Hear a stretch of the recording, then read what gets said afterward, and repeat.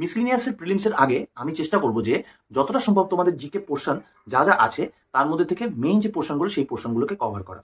এবং আমি এটা কেন কভার করতে চাইছি তার কারণ জিকে বইতে সাধারণত যে সমস্ত বই আমাদের আছে লুসেন বা এরকম টাইপের বই, সেখানে ইনফরমেশন ঠাসা থাকে। সেই ইনফরমেশনগুলোকে আমি চেষ্টা করবো একটুখানি ইন্টারেস্টিং ওয়েতে কোনো একটু গল্পের মাধ্যমে সুন্দর করে তোমাদের সামনে প্রেজেন্ট করা, যাতে তোমাদের মনে রাখতে সুবিধা হয়।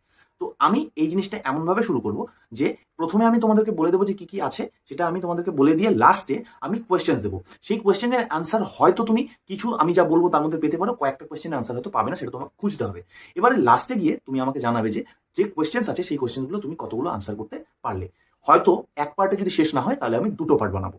আমার টোটাল 4 মিনিটের মধ্যে কিন্তু কমপ্লিট হয়ে যাবে। একজন রাজপুত্র যার কাছে ছিল রাজ্য, সম্পদ, পরিবার সবকিছু, কিন্তু সেই মানুষটাই একদিন সব ছেড়ে বেরিয়ে পড়লেন সত্যের খোঁজে। আর ইতিহাস তাকে চিনল গৌতম বুদ্ধ নামে। খ্রিস্টপূর্ব 563 সালে বর্তমান নেপালের লুম্বিনীতে জন্ম নেন সিদ্ধার্থ গৌতম। তার বাবা ছিলেন শুদ্ধোধন, শাক্য গণরাজ্যের শাসক। মা ছিলেন মহামায়া। জন্মের পরেই জ্যোতিষীরা ভবিষ্যৎবাণী করেছিলেন এই শিশুই হয় এক মহান সম্রাট হবে, নয়তো এক মহান আধ্যাত্মিক পথপ্রদর্শক। সিদ্ধার্থের শৈশব কেটেছিল কপিলাবস্তুর রাজপ্রাসাদে। স্ত্রী যশোধরা এবং পুত্র রাহুলকে নিয়ে তার সুখী পরিবার ছিল। রাজা শুদ্ধোধন চেয়েছিলেন ছেলে যেন কখনো দুঃখ কষ্ট না দেখে, তাই প্রাসাদের বাইরে পৃথিবীর বাস্তব চিত্র তার থেকে লুকিয়ে রাখা হয়েছিল। কিন্তু একদিন সব বদলে গেল। প্রাসাদের বাইরে বেরিয়ে সিদ্ধার্থ দেখলেন একজন বৃদ্ধ মানুষ, একজন অসুস্থ মানুষ, একটি মৃতদেহ এবং একজন সন্ন্যাসী।